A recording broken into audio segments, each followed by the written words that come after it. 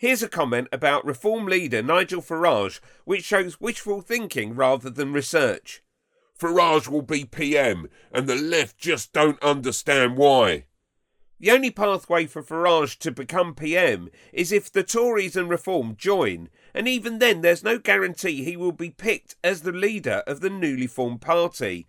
First past the post means that Reform voters will not be able to overturn certain strong Labour, Tory or Lib Dem seats. I disagree. The Conservative Party is finished, and all Farage has to do is sit back and watch Labour destroy what's left of Blighty. So here's Labour MP Liam Byrne talking to Peter Kellner, the founder of YouGov, with a bit more of an insight into why Farage probably won't be our next Prime Minister. Obviously, Reform got their first votes in Parliament. Is that, do you think, the beginning of a trend, a one-off, a blip, a knee-jerk reaction to something special? Well, their share of the votes was not far off what UKIP got in 2015. Interesting. And then UKIP slid after that.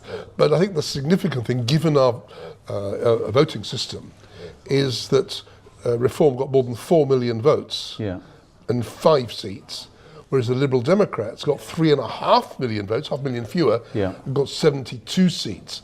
So Reform's problem is that even if they get to 5 million or 6 million votes the next election, unless they target very effectively, they're still only going to get a handful of seats, far less than their votes would suggest they should. Are they capable of doing that, do you think? I mean, once upon a time, the Lib Dems only got a handful of seats, but with a lot of votes. Do you think Reform can learn, adapt? But the Liberal Democrats, over the years, through local organisation, work in local councils, winning local seats, and then tactical voting, so that a lot of Labour supporters, where Labour had no chance, voted Lib Dem. All the stars aligned. The Lib Dems knew, a year ago, they knew their 80 target seats. So they put all their effort, they put all their money, and they won the great majority of them. If you look now, when you say, well, which would be Reform's 80 target seats, you can get to maybe 10 or 20, but after that, it could be any one of 200 as your next target seat. Click here for Farage's faux farmer concerns.